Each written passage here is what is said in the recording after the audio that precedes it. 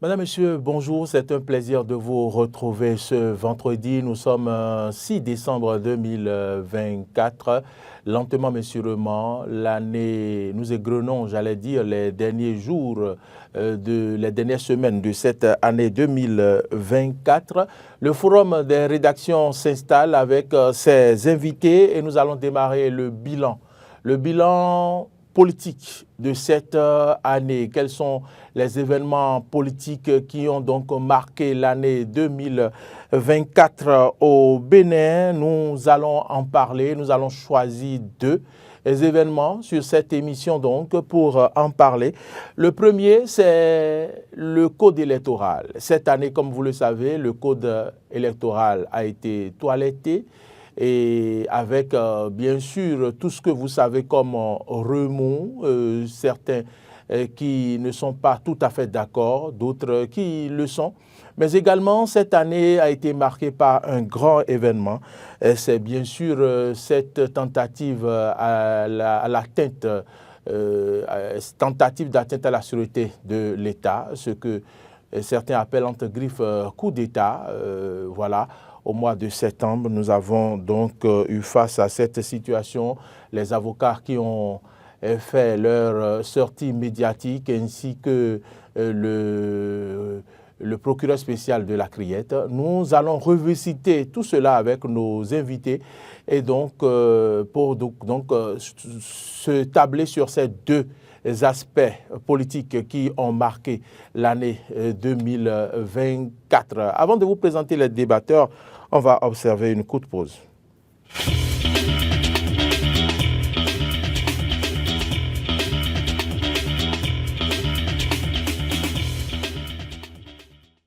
Ils sont des analystes politiques, ils sont des journalistes avant tout. À ma gauche, Hugues Hector Zogo. Bonsoir Hugues Hector Zogo. Bonsoir Maureen. Merci d'avoir accepté une fois encore notre invitation pour faire le bilan politique de cette année. C'est moi qui suis très honoré de pouvoir partager ce plateau avec vous, surtout qu'il est question de nous intéresser au bilan d'un certain nombre de sujets assez cruciaux relatifs à l'actualité politique de notre pays. Vous avez multiples casquettes, Hugues Hector Zogo. Vous êtes directeur de publication du quotidien L'Indépendant. Vous êtes également journaliste, analyste politique. Vous êtes écrivain, vous êtes critique. Et puis, cette semaine, vous avez lancé un livre, Parcours d'humaniste. Vous avez lancé un livre.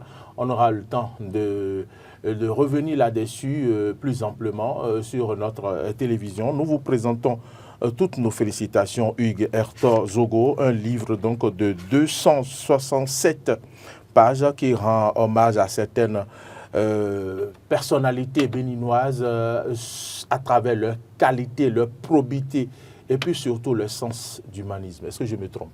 Vous ne vous êtes pas trompé. Merci pour cet honneur que vous me faites. Merci Hugues Hector Zogo. À ma droite, c'est bien sûr Oumar Adéanjou.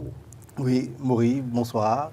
Bonsoir. Le virevoltant, j'ai envie de dire. Bon, écoutez, quand la nation appelle, quand il faut se prononcer sur des faits majeurs de la société, pourquoi renoncer? Nous sommes là. Merci d'être là. Vous êtes journaliste, vous êtes analyste politique, vous aimez beaucoup écrire, vous êtes sollicité beaucoup pour écrire des émissions, pour écrire, pour rédiger toutes des émissions au complet. Vous avez aussi multiples casquettes. Merci d'être sur ce plateau. Nous allons donc démarrer tout de suite par le premier sujet choisi et qui a marqué cette année 2024. Cette année 2024, nous avons donc assisté à la révision, si je peux le dire, ou le toilettage du code électoral.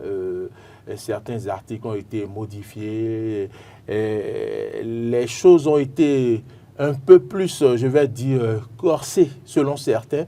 Et ce n'est pas du goût du tout de certains membres, certains politiciens, je vais le dire. Et jusqu'à cette date, les membres du Parti des démocrates réclament donc qu'on revoie la relecture, voilà, du code électoral. La conférence épiscopale du Bénin a organisé à ce propos un colloque auquel nous avons eu la chance d'assister.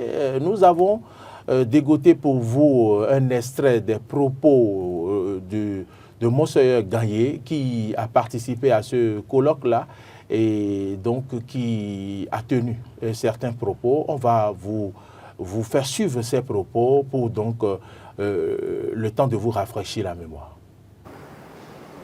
On n'est pas des opposants, non.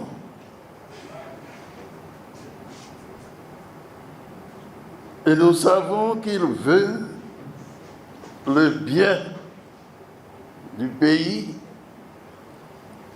le bien de chaque Béninois.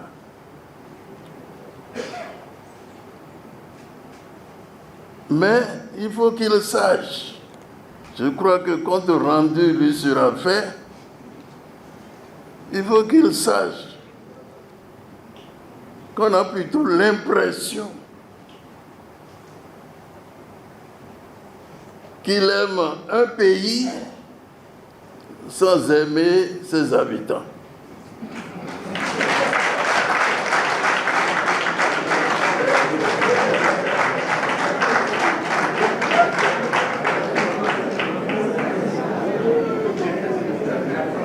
C'est mon impression. Et c'est ça qui me fait beaucoup de peine. Il se donne comme il est. Il a consolidé des choses dans notre pays, les routes, l'eau à boire, la lumière et autres choses. Mais, selon ce que nous entendons, tout ça, c'est la charpente du pays, quoi. C'est la charpente. Alors pour les gens, ce qu'il aime, il aime la charpente, mais ce que cette charpente abrite ne sont pas aimés. Alors il faut que quelqu'un puisse le lui dire, que c'est un ami qu'on lui dit ça. Et parce que notre vivre ensemble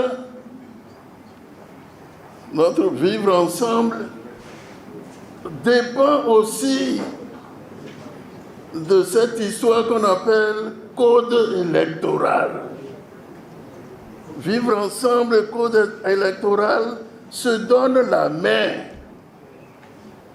Vous savez comment ils se donnent la main? Parce que le code électoral est là-bas au niveau des grands. Mais nous devons nous tendre la main et si nous tendions la main, comme nous leur tendons la main, c'est ce que j'appellerais vivre ensemble. Autrement, ils disent quelque chose à leur niveau. Nous sommes ici, nous sommes en train de dire à notre niveau aussi, comment allons-nous nous rencontrer pour nous serrer la main? C'est important. C'est important. Quand est-ce qu'on va se voir? Pour qu'on dise, mais on s'est réunis, voici ce que nous avons dit. Alors, vous, qu'est-ce que vous en pensez? C'est ça le vivre ensemble. Vous voyez pourquoi je ne voudrais pas prendre la parole, parce que j'ai déjà pris des paroles qui m'ont coûté cher. Alors... Retour donc sur ce plateau, si vous venez de vous joindre à nous, sachez que vous suivez le forum des rédactions, le creuset par excellence de l'analyse des faits marquants de la semaine. Mais cette fois-ci, nous faisons le bilan. Nous avons démarré le bilan de politique de l'année et nous sommes en train d'aborder le premier élément qui a marqué cette année, donc la relecture, ou du moins c'est le toilettage du code électoral, où plusieurs partis souhaitent la relecture du code électoral, dont la conférence épiscopale du Bénin Et le but ultime, c'est donc la contribution de l'Église à la paix. Vous venez de suivre Monseigneur Gagné, et qui a donc parlé et qui s'est prononcé dans cette salle-là au cours de ce colloque. Hugues Hector Zogo, apparemment, nous allons vers 2025 sans que véritablement cette requête de relecture du code électoral ne soit pas vraiment entendue. Est-ce qu'on va se permettre de dire tout de suite que la requête n'a pas été entendue? Elle peut être entendue sans être effectivement opérationnalisée. Donc pour moi, aujourd'hui, on en a tellement parlé, que ce soit au niveau de la conférence épiscopale du Bénin, que ce soit au niveau des partis de l'opposition, et même au niveau de certains acteurs de la mouvance qui soutiennent le chef de l'État dans la mise en œuvre de sa politique de gouvernance. Et je me permets de dire quand même que le chef de l'État a compris qu'il y a une requête très importante qui doit permettre à tous les concitoyens béninois de nouer avec ce que nous appelons le vivre ensemble. Oui. L'émérite archevêque de Cotonou, Monseigneur Antoine Gagné, l'a si bien dit. Il dit qu'il faut forcément que le vivre ensemble et le code électoral se donnent la main. Et si on arrive à mettre ces deux facteurs-là ensemble, on se retrouvera à parler de paix. Le Bénin, c'est une nation de cohésion. Quand le président Patrice Talon se retrouvait en difficulté à quelques années de 2016, vous aviez vu l'engouement avec lequel les Béninois se sont dit « il faut qu'on lui rende justice ». Et donc, quand ça se passe comme ça dans un pays, ça voudrait dire que les citoyens souhaitent qu'il y ait de la paix, qu'on n'assiste pas à de la tension, qu'on ne fasse pas de la chasse aux sorciers, par exemple, comme on le dit. Et donc, aujourd'hui, s'il y a eu autant de voix qui se sont levées en 2024 pour souhaiter à ce que nous puissions renouer avec le vivre ensemble, que nous puissions travailler davantage à l'unité nationale, c'est parce qu'on tient tous à la nation Bénin. Et donc, par conséquent, cet appel, par exemple, qui a été lancé par l'archevêque émérite de Cotonou, Monseigneur Antoine Gagné, cet appel, pour moi, a été déjà entendu par le chef de l'État. Peut-être que le timing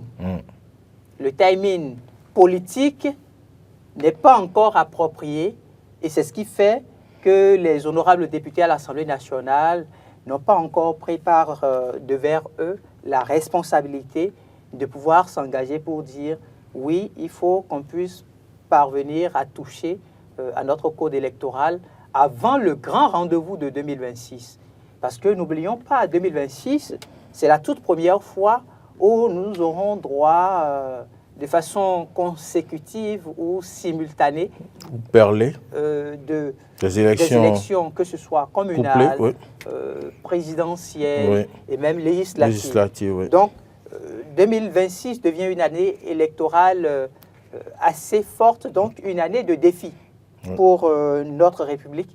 Mais on ne peut pas aller à ce rendez-vous-là si des citoyens d'une même nation n'arrivent à pouvoir se regarder en face et se parler.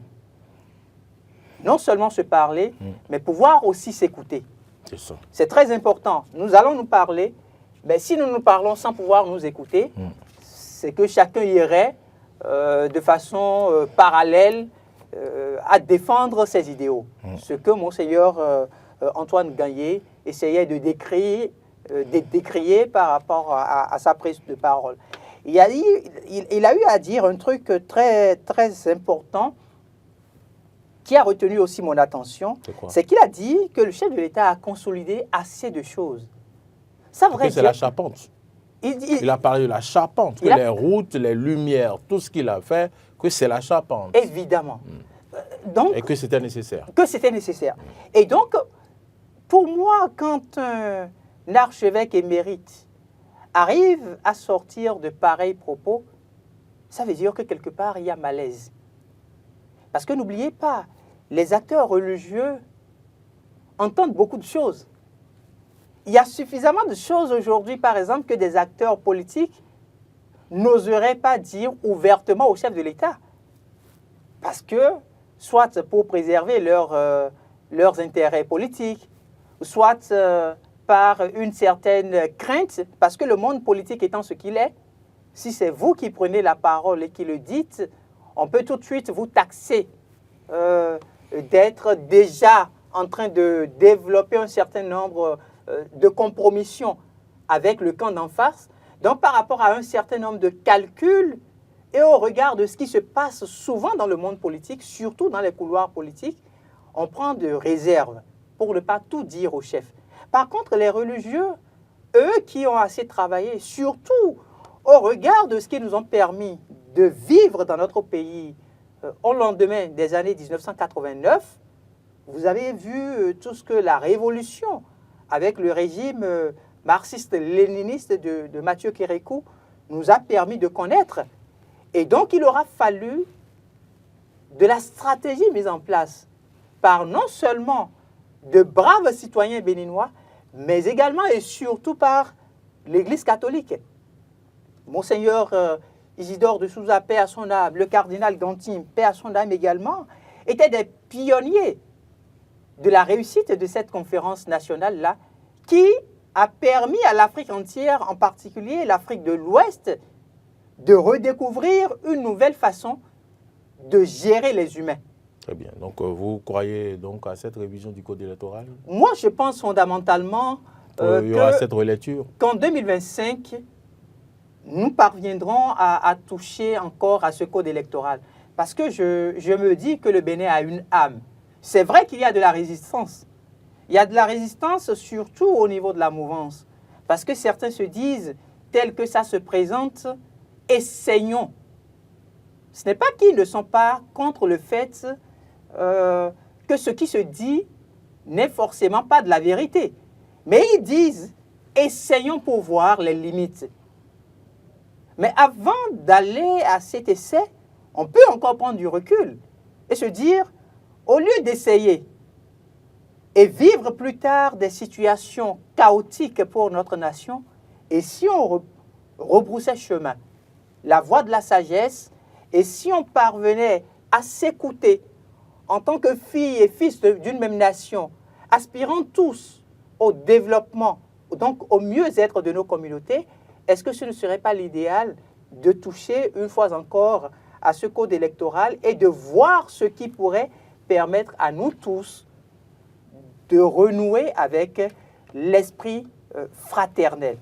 Merci Hugues Hector Zogo. Je vais me retourner vers Oumar Adeyanju. Oumar Adeyanju, est-ce que vous êtes d'accord avec Hugues Hector Zogo que le chef de l'État a entendu donc ceux qui souhaitent la relecture du code électoral, ou bien, ma question, le chef de l'État a écouté ou écoute les requêtes, ou il a vraiment entendu les requêtes?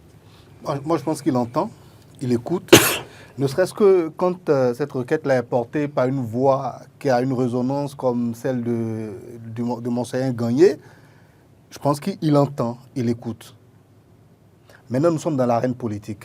Allons pas à pas. Première chose sur laquelle moi j'aimerais bien m'exprimer par rapport à ceci, c'est que quand des personnes comme Monseigneur Gagné, en tout cas comment on appelle, le clergé aujourd'hui, ne serait-ce que les catholiques, arrivent encore à s'exprimer dans un pays, je pense qu'on peut s'estimer plus ou moins heureux que ces personnes-là s'intéressent donc à la chose politique. Pourquoi ? Parce qu'ils ont des ouailles, ils ont des brebis qui viennent vers eux et qui leur expliquent leur quotidien, qui leur dit voilà mon problème. Et quand on va vers ces personnes-là, il y a une dimension affective. On dit tout ce qu'on pense, on est proche d'eux parce qu'ils sont proches de nous, ils ont envie de nous écouter. c'est les représentants du Seigneur sur terre. Ils doivent au moins ne serait-ce que avoir la capacité d'écoute. Donc, ils sont là, ils nous entendent, ils nous écoutent. Donc, qu'il ait le courage de le dire encore publiquement au chef de l'État, je pense que c'est une très bonne chose. Et ce qu'il dit, en fait, enfin, je ne sais pas comment est-ce que vous avez eu l'inspiration, c'est une très bonne chose pour parler du code électoral, pour faire un bilan. Parce qu'il a dit tout ce que nous avons l'habitude de dire en quelques mots. OK, le chef de l'État fait un travail formidable. Il a dit, on a l'eau, on a les routes, on a l'électricité. Il le fait pour qui? Pour les Béninois. Et il finit, il dit, on a l'impression. Lui, il traduit ce que ses ouailles lui ont reporté. Il dit, on a l'impression, quand j'écoute mes brebis, j'ai l'impression que vous aimez vraiment ce pays, mais j'ai l'impression que vous n'aimez pas ceux qui sont dedans. Vous voyez? C'est fort. Et ça aussi, le chef de l'État lui-même l'a reconnu. C'est fort. À un moment, c'est fort. Et le chef de l'État lui-même l'a reconnu. Il a dit, à un moment, que sur le plan social, il y a des choses à faire. Et c'est là que le hautement social est parti. Donc, il y a quelque chose à faire encore à ce niveau-là. Il y a quelque chose à faire au niveau du code aussi. Au niveau du... Finissons d'abord. Il a dit, on a l'impression qu'on n'aime pas ceux qui sont dedans. OK? Donc, ça veut dire que sur le plan social, les gens ressentent des choses et ils l'ont exprimé à leur pasteur. Et le pasteur est revenu sur la place publique. Il a dit au chef de l'État, mais écoutez, c'est l'impression que nous avons. Mais bon, les gens ont trop fait d'applaudir. Voilà, comme c'est des propos assez, comment on appelle, assez osés, les gens ont tout de suite applaudi. Mais c'est la même chose que nous disons aussi. On a tous répété ça. Ça, c'est sur le plan religieux. On a dit tout ça, il n'a rien dit de vraiment nouveau. Il parle du code électoral. Il a dit que le code électoral doit être en lien avec, comment on appelle, notre vivre ensemble. Que tout ceci se mette ensemble pour que la cohésion sociale soit toujours comme on souhaite dans le pays. C'est un bon souhait. On est d'accord. Mais j'ai dit que les dimensions ne sont pas les mêmes. Quand le Monseigneur Gagné parle, il parle pour ses brebis, il parle pour ses ouailles, il parle pour ses fidèles, il parle pour tous les religieux qui sont derrière lui. Comme l'ont fait auparavant, il a cité de très grands noms. Le bon cardinal Bernadette Ganti, le moins bon, enfin, le encore très bon aussi, Monseigneur Isidore de Souza. Toutes ces personnes-là sont des dignes fils du Bénin qui, à un moment, ne se sont pas contentés de seulement parler de Dieu à leur population. Mais ils ont fait aussi le travail que Dieu leur a demandé, aussi maintenir la cohésion sociale. Ils ont mis la main à la pâte à un moment. Et lui aussi, il a le droit de mettre la main à la pâte. Ça, je tiens à le lui répéter. Pourquoi? Parce qu'il a dit, c'est pourquoi je n'aime pas parler, parce que quand je dis, ça me crée. Non, il faut qu'il parle. Nous, on en a besoin de l'écouter, on a besoin de l'entendre. Vivre ensemble, le code électoral voilà, vivre ensemble doit se donner la main. Ça, lui l'a dit. C'est l'affectif qu'il a ressenti. C'est ce que les gens lui ont rapporté. Mais ramenons tout ceci dans l'arène politique. Il n'y a pas de sentiment là-bas. C'est les intérêts, oui. C'est les intérêts qui comptent là-bas. On est parti d'où? Le chef de l'État qui vient, il veut quoi? Il veut marquer son pays. Il a dit qu'il veut rentrer dans l'histoire. Il a l'ambition de changer des choses dans ce pays. Notre manière de faire de la politique, par exemple, ce n'était pas une bonne manière. Ça, il faut le reconnaître. On fait de la politique comme des immatures. On faisait de la politique au Bénin comme des immatures. N'importe qui se lève parce que dans sa collectivité, il a 20 personnes qui le soutiennent et qui sont d'accord. On va faire notre parti. Il crée son parti. Donc c'est pour ça mouvement national de tel, alors qu'en réalité, c'est le mouvement de la collectivité de tel en réalité. Donc c'est pour ça qu'il ne faut pas refaire la relecture du code électoral. Non, je viens. C'est pour vous expliquer en fait d'où est-ce qu'on est parti pour avoir ce code électoral-là. Un code électoral qui aujourd'hui est plus coercitif. Vous êtes d'accord avec moi? Plus contraignant pour les politiques. N'importe qui ne se lève plus aujourd'hui pour dire je suis candidat. C'est déjà un premier pas. Mais qui ne prend pas en compte le vivre ensemble? Ça prend en compte le vivre ensemble. Enfin, ça va prendre en compte le vivre ensemble si nous allons en respectant les règles. Moi, je suis un légaliste dans l'âme. Même si je ne suis pas un spécialiste du droit, j'aime quand on respecte les lois. La règle dans une république comme la nôtre, on la connaît tous. Lorsqu'il y a une loi qui pose problème, comment est-ce qu'on change cette loi-là dans la République? On l'envoie où? À l'Assemblée. Le législatif se pose la question, ok, cette loi-là, il paraît qu'il y a ci, il paraît qu'il y a ça. Et on peut la retoucher. Ils sont les seuls mandatés pour, avec tous les garde-fous que la Constitution met là aussi. il y a la Cour constitutionnelle, il y a la Haute Cour, il y a toutes ces juridictions qui sont là. J'ai plus envie de réagir. Oui, vous avez envie de dire. Parce que vous êtes un homme de droit. Oui, mais je finis juste très rapidement. D'accord, Et j'ai donc, bien envie de réagir. dans une république, ils ont le devoir de changer. Si eux, qui ont la main aujourd'hui sur l'Assemblée, l'opposition aujourd'hui n'a pas la main, ils sont 28 personnes. Ils peuvent changer quoi aujourd'hui à l'Assemblée, au sein de l'Assemblée nationale? Ça serait bien compliqué pour eux. Et vu le comportement qu'eux aussi ils ont quelquefois, c'est pas sûr que quelques députés de la mouvance aussi puissent aller même de leur côté. Ils sont très braqués aussi. Ne serait-ce que la loi de finances, en bloc, ils ont voté non. Ça aussi, ce n'est pas une bonne image qu'ils envoient aux autres. Bon, parenthèse ouverte et fermée, on continue. Donc, vous voulez qu'on touche le code électoral. Comment est-ce qu'on touche le code électoral? Mais toucher le cœur des représentants de la République déjà. C'est quoi le combat? Autrement dit, vous ne croyez pas à ce que ce code soit touché. Vous n'y croyez pas vraiment. Moi, je n'y crois pas, compte tenu du fait que ce code-là a permis à la majorité qui est en place aujourd'hui d'être là. Ils se battront pour que ce code-là leur permette toujours d'être aussi majoritaire à l'Assemblée nationale. Et ça, c'est la guerre politique. C'est la politique, c'est comme ça. Je voudrais quand même rebondir pour dire que la politique, c'est l'art de servir la cité. Oui. Et quand on veut servir la cité, ce sont des hommes qu'on sert. La loi fondamentale concède à notre État de prendre chaque vie humaine comme sacrée. Chaque vie humaine est sacrée. Qu'est-ce que vous voulez dire? Qu'est-ce que je voudrais dire par là? Aujourd'hui, vous et moi sommes dans ce studio en train d'animer cette émission, oui, de pouvoir partager ce plateau. Avec beaucoup de plaisir. Parce que nous vivons dans un environnement de paix, dans un environnement de stabilité, dans un environnement de quiétude. Avant que je ne vienne ici, j'ai rencontré d'abord des militaires qui ont pu chercher à savoir qui je suis. Parce que ce que vous venez chercher ici. Ce que je viens chercher ici. Parce que c'est l'environnement sécuritaire qu'on a pu mettre en place pour assurer la sécurité, non seulement de ceux qui travaillent là, mais également de tout ce qu'il y a comme équipement, comme investissement au niveau de cet espace. Qu'est-ce que je voudrais dire en faisant référence à cela? Le code électoral, en réalité, c'est cet outil-là qui nous conduit soit à la paix, soit à la dérive. Ah oui? Oui. Et donc on ne peut dites les choses comme ça? Oui, donc on ne peut pas laisser aujourd'hui le code électoral comme un débat exclusif des acteurs de la politique. Le code électoral est un outil citoyen. Ce n'est pas un outil politique. C'est là le véritable problème. Et le véritable problème, il faudrait que nous puissions arriver... La véritable question, vous voulez dire? La véritable question, il faudrait que nous puissions nuancer. Le code électoral n'est pas un outil politique. C'est un outil de développement, c'est un outil de paix.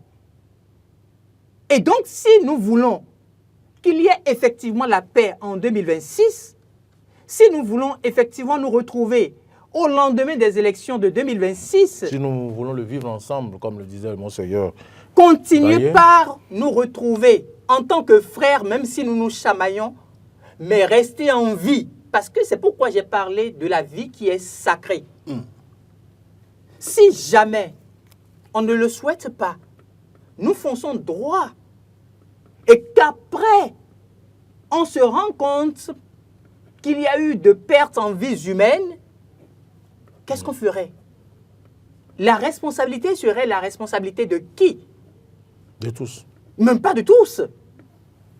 Celui à qui on porterait cette responsabilité-là, c'est au chef de l'État. Et c'est là où le chef de l'État doit pouvoir prendre du recul et pouvoir se dire, après tout, le dernier mot me revient. Parce que c'est à lui que les Béninois en majorité ont confié la destinée de notre pays jusqu'en 2026. Ce n'est pas aux honorables députés à l'Assemblée nationale. Au regard de ce que vous observez actuellement, au regard de ce que j'observe, vous avez espoir que ce code sera Tout à l'heure, j'ai sorti une expression assez forte. J'ai dit que le Bénin a une âme. Pour vous dire que même si les acteurs qui soutiennent aujourd'hui le chef de l'État, voulant préserver leurs intérêts politiques, continuent de foncer droit, continuent de dire au chef de l'État, oui, Monsieur le Président de la République, c'est ce qu'il faut que nous puissions faire, il faut qu'on puisse essayer. L'âme du Bénin parviendra à parler au chef de l'État et seul, il pourra leur dire, je ne vous suivrai pas dans votre démarche. Parce que ce qui se passe aujourd'hui, c'est quoi? En une minute, oui, on va passer à un deuxième sujet, on n'a pas beaucoup de temps. Quand on prend les partis de la mouvance présidentielle, puisque ce sont les partis qui aujourd'hui ont plus de députés à l'Assemblée nationale, est-ce que vous avez un seul parti de la mouvance qui est certain de réunir les conditions du code électoral pour faire élire le prochain. Je dis un seul. Eux, ils sont certains. Non, s'ils sont certains, s'ils sont effectivement, s'ils sont vraiment certains, il n'y aurait pas ce que nous appelons l'accord de gouvernance. Mais ça aussi participe à la réussite de l'opération. Ça participe. Et c'est le code électoral qui mentionne ça. Vous voyez, qui autorise ça. Ça voudrait dire que. Vous permettez, Maurice. Ça voudrait dire qu'à un moment. On va le laisser finir. Ça voudrait dire qu'à un moment donné, eux-mêmes ne sont pas si convaincus que ça, qu'ils parviennent à obtenir le résultat de ce qu'ils mettent, qu'ils aient mis dans ce code-là.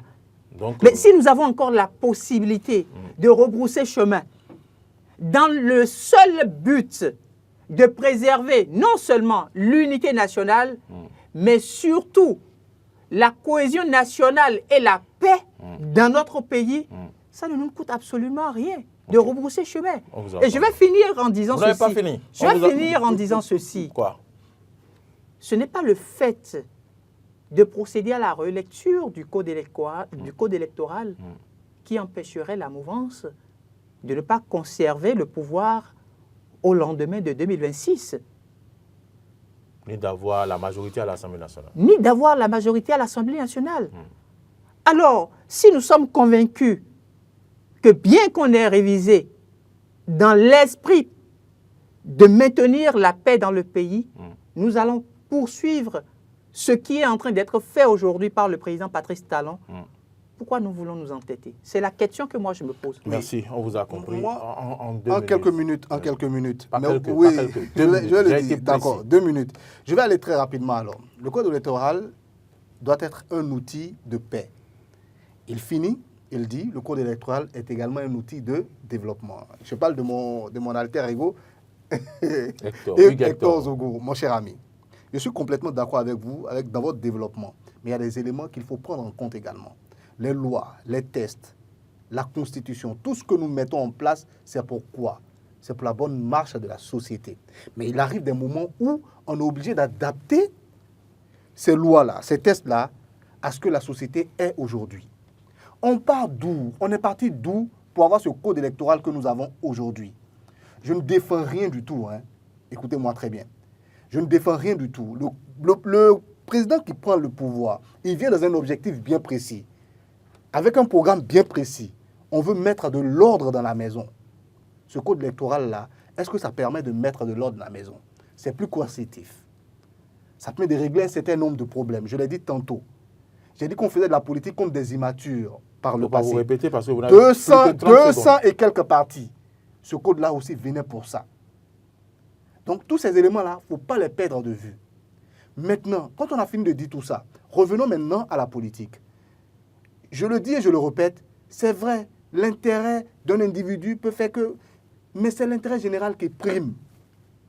Si on estime, celui qui est au pouvoir estime que l'intérêt général... Prime dans cette crise d'alarme pour pouvoir demander à la relecture du code électoral, est-ce que l'intérêt général prime là, dans ce silence assourdissant? Oui, je viens...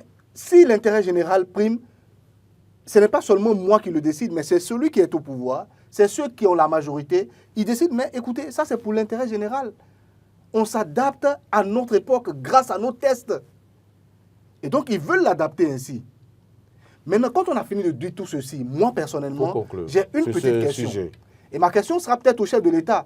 Chef de l'État, Monsieur le Président, Oui. avec tout le respect qu'on a pour vous. Et Tout le vous- monde et dit vous que aussi. non, il faut qu'on revoie ça. Mm. Mais pourquoi est-ce que vous seul, vous dites non? Parce que rien que lui, sa seule voix, peut convaincre peut-être comment on appelle ses partisans, ou bien même les représentants de la nation, qui sont les majoritaires aujourd'hui à l'Assemblée nationale, qui sont de la mouvance, de changer finalement un certain nombre de choses. Qu'est-ce qui ne va pas dedans? Qu'est-ce qu'on peut... Voilà, si tout le monde crie, c'est qu'il y a un problème. Voilà un peu ce que moi je peux dire par rapport à ça. Mais maintenant, si on veut être vraiment légaliste, si on veut simplement faire une analyse politique, mais écoutez, On va dire que nous sommes en politique. nous sommes en Et politique. c'est ça que j'aime pas entendre. Non, non, non. Parce non, que non, nous non, retrouver, non, politique, nous retrouver en Et politique ne veut pas dire, qu'on Et vient chacun tire le s'imposer. drap de son côté. Non, nous sommes en politique. La politique, c'est d'abord l'éthique. Je suis complètement d'accord avec vous. La politique, c'est Mais d'abord pas la pour les morale. C'est bisounours. relatif. Oui, Non, mais ce n'est pas la relatif. morale- L'éthique en la politique, mo- c'est la mo- relatif. Oui, c'est la morale, C'est c'est relatif. l'éthique, c'est tout ce que vous voulez, mais c'est avant tout l'intérêt de mon La politique, parti. c'est aussi les C'est avant combats, tout hein. faire Non, mais- passer La politique, c'est mes aussi idées. les Non, mais ça. c'est sous nos Et tropiques. c'est là qu'il y a ce combat-là aussi. On va- Même sous les autres tropiques, c'est exactement la même chose. C'est vrai que quand il n'y a plus de morale, quand il n'y a plus d'éthique, ça veut dire que ce n'est plus très bon. En réalité, Voilà. quand il s'agit de l'intérêt général, c'est la notion du patriotisme qui prend le dessus. Nous avons une nation qui a 3 piliers fondamentaux.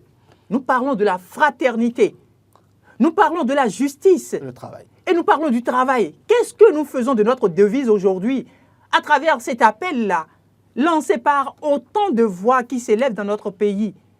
Moi, ça m'indispose de plus en plus. Ce n'est pas parce que vous êtes majoritaire que systématiquement, ce que vous dites est de la vérité. Nous sommes en démocratie. Et même en démocratie, la minorité, à des moments donnés, peut avoir raison sur la majorité. Oui, mais la démocratie, c'est le respect des lois et des textes. Je n'ai également. jamais Si je n'ai- l'autre, dans le respect des lois et Je des n'ai textes, jamais, dit, moi, ça me va. je n'ai jamais nous sommes en dit, démocratie, je n'ai aucun jamais problème. dit, je n'ai jamais dit, Maintenant, je n'ai jamais dit maintenant, sur si ce vous parlez. plateau, je n'ai jamais dit sur ce plateau que nous n'allons pas respecter le contenu de ce code électoral. Voilà. Si demain on se retrouve à ne pas procéder au toilettage du code électoral, tous en tant que citoyens, nous allons nous y soumettre puisque c'est la loi de la République. Voilà. Mais si nous avons encore, si l'une des lois de la République nous autorise, avant de pouvoir nous retrouver en période d'élection, de procéder encore au toilettage d'un certain nombre de tests dans l'esprit de la paix, et si nous avons encore suffisamment de jours pour le faire, ça ne nous coûte absolument rien de le faire. Le débat portant sur le toilettage de ce code électoral, ce n'est pas un débat qui date d'aujourd'hui. Ce n'est pas une question d'il y a 2 semaines. Et donc, est-ce que nous, en tant que citoyens, nous allons laisser les politiques nous diviser? C'est ça la grande question. Ce que moi je veux faire Parce que comprendre- moi, aujourd'hui, le fait Attends. d'entendre que la majorité parlementaire, par exemple, n'arrive pas à prendre l'initiative de procéder au toilettage de ce code électoral parce qu'ils sont majoritaires, est-ce que c'est parce qu'ils sont majoritaires qu'ils sont au-dessus de la République? La République, Justement, c'est d'abord tous les C'est citoyens. là où vous contredisez, Hector. Je ne me contredis pas. Bon, permettez-moi de dire un mot. Juste un mot. On ne gouverne pas des animaux, s'il vous plaît. Oui, je suis On d'accord. gouverne des hommes. Je suis d'accord avec vous, On Hector. gouverne des hommes. Ce que Et je pour suis en que train les hommes d'exprimer- puissent être gouvernés, Ce que j'exprime- pour que les hommes puissent être gouvernés, nous avons besoin d'un environnement social. Cet environnement-là s'appelle la paix. Pour Je suis que nous d'accord. puissions effectivement vivre dans un état de paix, il faut ce qu'on appelle le vivre ensemble. Et le vivre ensemble veut que vous puissiez, par moment, écouter l'autre qui vous parle en tant que frère. Voilà. Pourquoi Vous nous avons allez alors... m'écouter alors, Pourquoi Hector. nous avons alors la première Hector, valeur? écoutez, Je dis... écoutez, Attends, vous moi- allez l'écouter alors. Je vais l'écouter, mais Oui. je vais lui rappeler une chose avant de l'écouter. Pourquoi alors nous avons la première valeur de fraternité inscrite au fronton de notre République? Si nous sommes des frères, prenons la peine de nous asseoir, de nous parler et de pouvoir nous écouter. Voilà ce que je pense. Maintenant, moi, je veux vous écouter. Voilà. Allons-y. Je dis et je répète, tout ce que vous avez dit, c'est noble, c'est beau, c'est très bien. C'est pour la cohésion sociale, c'est pour l'entente, c'est pour la paix. Et j'adhère. J'espère que je vous ai rassuré. Maintenant, quand on a fini tout ça... Quand vous me rassurez, vous posez les actes oui. qui vont Maintenant, avec... maintenant, quand on a fini, moi, je ne pose aucun acte. Hein. Nous analysons le comportement des gens. Nous expliquons aux populations pourquoi peut-être tel ou tel a réagi ainsi et qui n'a pas réagi peut-être d'une autre manière. Okay? Quand on a fini le cadre de l'émotion, quand on a fini complètement l'émotion, vous pensez un instant que mettre en place les stratégies pour conserver la paix, c'est de l'émotion? Non, mais il faut bien m'écouter, Hector. Donc, quand on a fini d'exprimer toutes ces émotions-là, tout son affectif, c'est un comportement. Je suis complètement d'accord avec vous. Mais le comportement... Maintenant, revenons maintenant à la réalité de ce qu'est la politique, de ce qu'est une république. Dans une république, comment ça se passe? C'est ça les tests. C'est ça les tests. C'est quoi la démocratie? C'est quoi la démocratie? La démocratie, c'est quoi? C'est le pouvoir du peuple par le peuple et pour le peuple. Ok. Et la démocratie, je vous rappelle encore, la démocratie également, c'est la loi de la majorité. Et il ne faut jamais l'oublier. La démocratie également, c'est le respect. Le respect des prédispositions souhaitées par la minorité. Voilà, le respect des prédispositions souhaitées par la minorité pour ne pas que certainement la minorité se fasse brimer. On est d'accord? Ça, je suis complètement d'accord avec vous. Tout le monde a sa voix en démocratie. Mais le respect des règles aussi, c'est ça aussi la démocratie. La règle chez nous, je l'ai dit à plusieurs reprises, la justice, ça se fait par des juges. Et ça, ils sont indépendants, ils sont de leur côté. La gouvernance, l'exécutif, c'est lui qui le fait. C'est le pouvoir en place qui le fait. Il fait ce qu'il veut, comme selon son programme, selon ce que son âme lui dicte, selon ce que son âme lui suggère. Mais je veux construire des voies. Attendez, je viens. Ce dont nous parlons là, le code électoral, c'est un outil pour le peuple. Voilà. Le code électoral, je vais le laisser au bout, mais vous n'allez pas comprendre mon développement si je ne vais pas jusqu'au bout. Le code électoral, ce n'est pas un outil pour les acteurs politiques, mais le code électoral, c'est un outil pour le peuple. Vous l'avez dit, et je l'ai bien compris. Mais je vous dis quand même, c'est un outil pour le peuple, c'est un outil avant tout et pour tout pour les acteurs politiques parce qu'à un moment, ils vont aller aux élections, ils vont se confronter et le peuple va choisir. Il y a leurs intérêts. Maintenant, je disais tantôt que les pouvoirs sont bien séparés chez nous. Les tests et les lois, qui sont ceux qui les modifient, au Bénin, qui modifie les tests et les lois. Disons-nous la vérité. Qui a le pouvoir? C'est pas le peuple, vous voulez dire. Qui a le pouvoir de modifier? Quel est le principe? Attendez, je vais aller jusqu'au bout. Et lorsque vous avez une assemblée, on accepte ce que nous avons fabriqué nous-mêmes. On s'est donné un destin à un moment en confiant notre destinée à, comme on appelle, au président de la République, Patrice Talon. OK? Et donc, aujourd'hui, on a voté également des députés qui sont là aujourd'hui. Il faut pouvoir accepter tout ce qui nous revient aujourd'hui en tant que peuple. Ce n'est pas parce que le député qui est là estime que pour l'intérêt général, lui, il n'a pas l'intention de toucher à ce code-là, que nous, on va dire que non, tout de suite, il n'écoute pas le peuple. Peut-être que lui, en venant t'expliquer un certain nombre de choses que j'ai pris aujourd'hui comme argument, vous avez votre vision de la chose. Et j'ai complètement dit, je vous ai dit tantôt, j'adhère, je suis complètement d'accord, je comprends. Mais prenons un peu de recul, nous sommes journalistes, on va prendre la hauteur et se mettre au-dessus et regarder pourquoi est-ce que tel ou tel agit comme ça. Mais tel ou tel agit comme ça parce qu'il veut régler un problème qui, lui, il estime que c'est des problèmes qui sont plutôt des problèmes graves dans le pays. Qui risque de mettre en péril qui risque de mettre en péril la paix selon vous.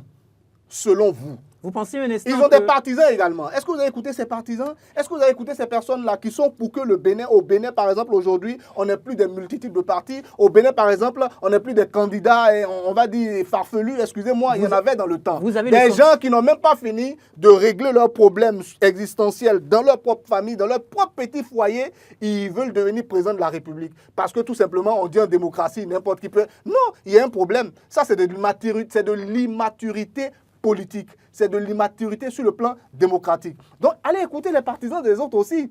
Donc, c'est pourquoi je vous dis, je comprends parfaitement, au nom de la paix, au nom de la cohésion sociale, au nom de notre vivre ensemble, il n'y a pas de raison qu'on ne puisse pas inciter les gens à aller dire, OK, si le code électoral pose problème, revisitons-le. Est-ce qu'on va aborder le deuxième sujet? C'est quand vous voulez. Démarrer le deuxième sujet et poursuivre la semaine prochaine. Moi, je voudrais bien quand même dire que, est-ce que nous sommes tous d'accord ici que le président Patrice Talon, depuis 2016 qu'il a été élu à la tête de notre pays, il a consolidé plusieurs acquis? La réponse pour moi, c'est oui. Bon. Donc, il y a Parce des choses que qui marchent. quand je prends par exemple la réalisation des infrastructures routières, quand je prends par exemple l'investissement fait dans le domaine touristique, par exemple, tout ça, j'en suis fier. Quand je quitte le domaine touristique, quand je me retrouve dans la construction, pourquoi pas, des infrastructures d'ordre sanitaire, j'en suis fier. Mais je dis, ce n'est pas pour autant qu'il faut que je partage le même point de vue, de pouvoir foncer droit avec ce code électoral que nous avons sous la main. Parce que personne ne vous conteste cela. Et moi, je suis complètement d'accord avec vous. Je dis que pour l'entente, pour la cohésion sociale, on doit pouvoir y réfléchir. J'ai même dit, j'ai même pris l'engagement de poser une question au chef de l'État. J'ai dit, mais si jamais j'étais devant lui, je lui ai dit, mais voilà que tout le monde dit que ce n'est pas bon. Mais pourquoi vous seul, vous... L'enjeu aujourd'hui, ce n'est pas le chef de l'État. C'est aussi les députés. Non, l'enjeu aujourd'hui, ce n'est pas le chef de l'État. Mais avec sa voix, rien que lui, sa seule voix peut la motiver, peut les inciter à vouloir changer les choses. Le chef de l'État, par exemple, a dit qu'il... Mais en changeant les choses, est-ce que ça les arrange eux? C'est la question que je vous pose. Mais nous sommes dans l'arène politique. Vous avez beau parler de paix, avec toutes les émotions qui vont avec, vous allez beau vous indigner, l'intérêt politique reste eux leur premier problème. C'est quoi nous notre problème? C'est que le dauphin que notre chef va choisir soit le prochain président de la République. Je voudrais juste vous renvoyer à un petit tableau. Il y a quelques années en arrière, peut-être même un peu avant que le chef de l'État Patrice Talon ne prenne le pouvoir, quand on se retrouvait en période de décembre comme ça, c'était les questions de braquage. Il suffit seulement qu'on entende juste quelques crépitements d'armes. Vous voyez ce que ça représente? La débandade totale. Alors, si face déjà à un crépitement d'armes de simples braqueurs venus sur un territoire, nous vivons un environnement... Soyez positif, ça n'arrivera pas au Bénin. Non, ce n'est pas... On va même toucher du bois, rien de grave n'arrivera au Bénin. Ce n'est pas qu'on souhaite du... Mais je pense que vous avez très bien compris. Ce n'est pas qu'on souhaite du mal à notre pays. J'ai compris votre position, mais seulement que moi, je vous appelle à la réalité. Qui veut la paix fait quoi? Voilà. Prépare la guerre. Oui, c'est un peu ça aussi. Qui veut la paix prépare à la guerre. Exactement. Mais écoutez, moi je vais vous dire, au Bénin, notre paix n'est liée à aucune guerre. On n'a pas besoin de préparer une quelconque guerre au Bénin. Je pense qu'il y a... Parce que depuis que le Bénin est Bénin, je vais vous dire, on a toujours fait preuve d'ingéniosité quand on est dos au mur. Il y a le Et je veux pour seule preuve... Oui. comment on appelle la conférence des forces vives. Oui, mais... Rien que ça, comme preuve, c'est la preuve qu'en tant que Béninois, on sait toujours s'adapter. Quelle est l'ingéniosité dont il faut faire preuve maintenant? L'ingéniosité dont il faut faire preuve aujourd'hui, c'est quoi? Moi, je peux lister des choses. Première chose, les gars de la mouvance, c'est-à-dire quand je dis les gars de la mouvance, excusez-moi, c'est un peu terre à terre, mais les députés de la mouvance s'assoient et réfléchissent et disent, ok, bon, écoutez, cette affaire-là, les opposants, là, ils crient un peu trop, on va voir ce qu'on peut toucher dedans. Et on va... Mais c'est pas parce que les opposants crient que nous allons les écouter, hein? Bon, oui, je suis d'accord avec vous. Non, c'est pas une question d'opposition, en fait, c'est ça le débat. Attends, je vais aller jusqu'au bout de mes propositions. Deuxième, vous avez demandé qu'est-ce qu'on peut faire. Voilà, donc première chose, ils peuvent le faire comme ça. Deuxième chose, ils peuvent dire, ok, nous on ne veut pas les écouter. Et puis le Béninois, avec son génie, comme je vous ai dit, il vient, il dit, ok, c'est pas grave. C'est nous-mêmes qui les avons élus. Restons calmes, restons silencieux. Mais le moment venu, on va les sanctionner. Le peuple a ça aussi. Peuple a ça aussi. Une fois que le peuple a cette arme-là, à quoi ça sert encore de vouloir peut-être, je ne sais pas moi. Moi, je vais vous donner deux choses. Hugues Hector Zogo, ne soyons pas non plus alarmistes. Ne soyons pas non plus pessimistes. Voilà, soyons optimistes. Puisque il y a le professeur Joseph Diogbenou qui parle de paix-compromission. Je pense que nous devons...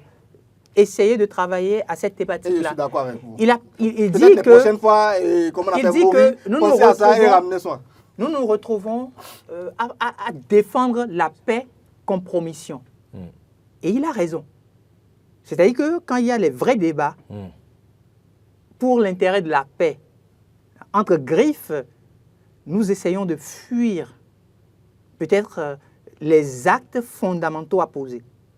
Je vais y revenir. Oui, deuxième chose. Parce que vous savez qu'on est venu pour évoquer deux grands sujets. Exactement. D'abord, deuxième chose en attendant de passer à la deuxième partie, vous permettez, mais nous avons passé la on première peut partie. dire un mot sur le second aussi. Non, pas un mot, il ne faut pas caresser le sujet. Si vous permettez, Maureen, si vous permettez, la deuxième chose sur laquelle je voulais me prononcer, puisqu'il a très bien dit que les citoyens ont le pouvoir de réagir en son temps. Oui. Vous avez vu le taux d'abstention que nous avons obtenu depuis...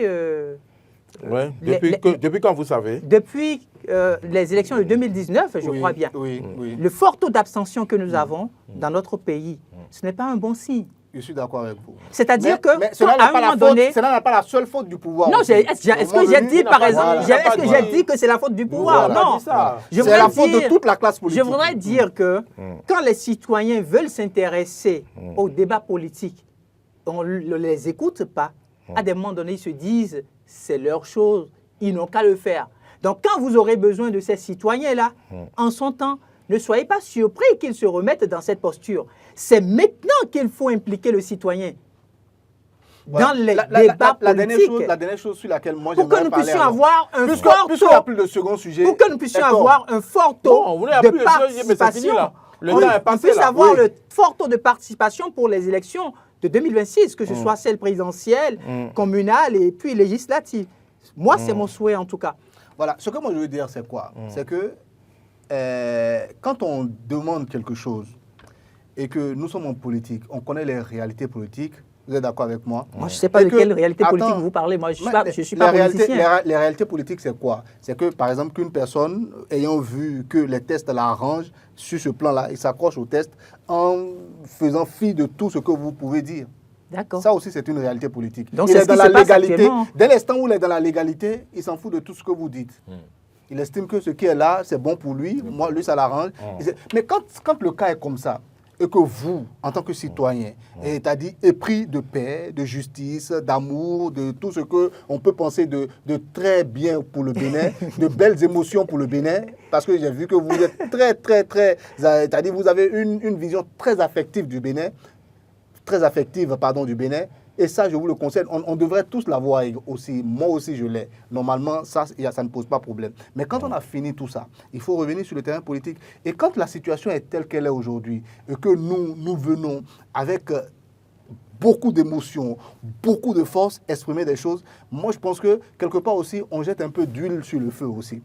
L'artisan de paix qu'on veut faire, qu'on se veut être, finalement, va devenir aussi un artisan de désordre, finalement. Parce que vous allez continuer à éveiller des sentiments sur les gens. Vous allez constituer... Voilà. C'est pourquoi quand un monseigneur Gagné prend la parole et qu'il dit, on a l'impression, je suis très content qu'il mette, on a l'impression. Et c'est là où je sais que le chef de l'État aussi a bien écouté. Oui, il dit, on a l'impression qu'il n'aime pas le peuple québécois. Et j'ai dit, pourquoi est-ce qu'il peut le dire ainsi? Lui, c'est l'affection, c'est-à-dire l'affection personnifiée, parce que lui, c'est un pasteur. On va vers lui, on lui explique nos problèmes. Ah, monseigneur, vraiment, aujourd'hui, je suis venu là, je ne sais même pas que j'ai un problème dans la famille. Moi, mon problème là même, c'est moi-même mon problème, parce que je ne comprends rien dans ce pays-là. Et lui, il a le devoir devant Dieu. Et vous savez, eux, ils respectent vraiment Dieu.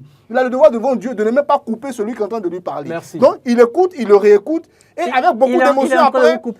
Merci. Avec beaucoup d'émotions après, il revient vers le chef de l'État et il dit, mais mon cher ami, tu fais tout le boulot comme cela se doit, on est tous contents. Mais j'ai l'impression que toi-même, tu n'aimes pas tes frères. C'est quoi le problème? Parce que c'est ce qu'ils me disent à moi. Donc, c'est ce travail-là qu'il a fait. Mais il ne faut pas faire des explications au-delà de ça pour éveiller encore d'autres sentiments chez les gens. Merci. Moi, je pense que la paix, comme nous le voulons tous, ça passe par là aussi. Savoir raison garder. Ne pas faire trop d'indignation, parce que trop d'indignation aussi, ça peut conduire à ce qu'on... Omar Deandjo, voilà. Merci et merci d'être venu sur ce plateau. Vous vous êtes contenté d'un seul fait marquant. Non, mais moi j'ai voulu le second, c'est Hector qui n'a pas voulu. Vous avez voulu caresser le second et j'ai dit non. Rappelez-moi le second, c'était quoi déjà? Non, c'était bien cette affaire de tentative contre la tentative d'atteinte contre la sûreté de l'État. Conclusion, je vous dis la tentative de conclusion. Non, s'il vous plaît, je ne vous ai pas demandé de vous prononcer là-dessus. Ce sera pour la prochaine fois. Hugues Hector Zogo. Je voudrais vous remercier. J'espère que vous allez m'inviter pour ça. Ce plaisir que que vous m'aviez fait de me retrouver sur ce plateau à pouvoir partager avec Oumar ces quelques moments. Ça a été chaud quand même. Hein. Oui, c'est pour l'intérêt de notre nation. Alors que c'est mon meilleur ami. Et donc, vous voyez comment la vie est. c'est pour l'intérêt de la nation. Et donc, je porte l'espérance qu'en 2025, le chef de l'État puisse trouver la stratégie pour essayer de calmer un peu la troupe, parce que nous avons besoin de vivre davantage la paix, parce qu'il a fait tellement de choses pour cette nation, autant d'infrastructures réalisées, si on doit quand même s'arrêter... Autant de sacrifices. Autant de sacrifices. Donc, un chef d'État ne peut pas faire ça et juste après lui... Ne pas écouter. On ne va pas continuer par... en bénéficier, en jouir. Ce ne sera pas le cas. Vos craintes sont comprises, mais... Je veux parler de paix, mais moi, je ne vais pas parler seulement au chef de l'État. Toutes mes excuses. Alors, je pensais que j'avais un petit mot de conclusion à placer aussi. Sinon, je voulais dire simplement que c'est toute la classe politique que j'appelais vraiment à la raison, vraiment, à savoir mesure gardée, comme on dit. Il faut être tempéré, il faut penser le Bénin, il faut mettre le Bénin avant tout. Et ce que moi je veux dire encore, c'est, Monsieur le Président de la République, pourquoi? Beaucoup pensent que ce n'est pas bon, mais vous estimez que bon, ça va. Maintenant, peut-être quand il va donner les explications, les gens vont mieux comprendre sa vision par rapport à tout ceci et ça va apaiser plus ou moins les quelques-uns qui sont plus ou moins réticents par rapport à ce code-là. On attend, s'il vous plaît, on attend donc les explications du chef de l'État. Merci. Hugues Hector Zogo. Merci. Ouva Aléadjou. Je vous donne rendez-vous à vous deux la semaine prochaine. Merci. Parce que je pense que je ne peux pas vous laisser comme ça sans qu'on n'aborde d'autres faits marquants, politiquement parlant de cette année. Nous allons parler donc vendredi prochain de cette situation qui concerne cette tentative d'atteinte à la sécurité de l'État. Je vais ajouter d'autres faits marquants, comme par exemple, pourquoi pas, la visite du président Nicéphore Soglo à la GDIZ, ses impressions. C'est un moment assez fort. Donc, on va en parler, on va parler d'autres sujets. Merci à vous d'être venu sur ce plateau. Merci à toute la réalisation. C'est Marcel Yedo, entouré de ces jeunes talentueux au son. C'est bien sûr Emmanuel Agbo Djelou. C'est également Gérard Roussa. À la diffusion, c'est Martin Toinser. Modeste Mondekmondi, c'est grâce à lui que vous nous suivez sur les différentes plateformes. Laissez vos commentaires, contribuez à l'émission, contribuez au débat. Bon week-end à toutes et à tous et à bientôt.